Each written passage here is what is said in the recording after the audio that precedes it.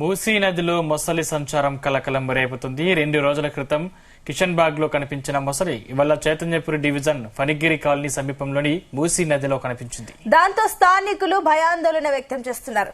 ఈ ఆదివారం బోనాల పండుగ నేపథ్యంలో భక్తులు అక్కడికి పెద్ద ఎత్తున వచ్చే అవకాశం ఉండడంతో అప్రమత్తంగా ఉండాలని ఎమ్మెల్యే సుధీర్ రెడ్డి సూచించారు. ప్రభుత్వానికి అటవీశాఖ అధికారులకు మొసలిని పట్టుకోవాలని కోరారు.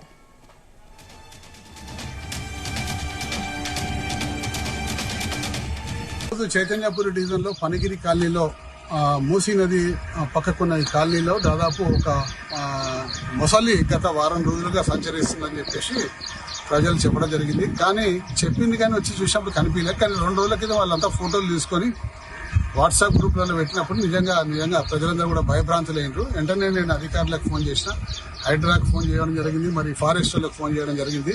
మరి ఫారెస్ట్ FRO శరత్చంద్రారెడ్డి గారు ఇప్పుడే వచ్చి ఇన్స్పెక్షన్ చేసి దాన్నంతా కూడా ప్రజలు ఇక్కడ రావద్దని బ్యారికేడ్స్ కూడా ఏర్పాటు చేసిండ్రు. మరి 3వ తారీఖు నాడు బోనాలు ఉన్నాయి. ఇక్కడ శివాలయం, ఒక పురాతన శివాలయం, అమ్మవారి టెంపుల్ ఒకటి ఉన్నది. ఆ టెంపుల్ చాలా మంది భక్తులు వస్తుంటారు, పోతుంటారు. 3వ తారీఖు నాడు బోనాలు ఉన్నాయి. ఈ బోనాల పండుగ సందర్భంగా చాలా మంది అడిగి పోయే అవకాశం ఉంటుంది.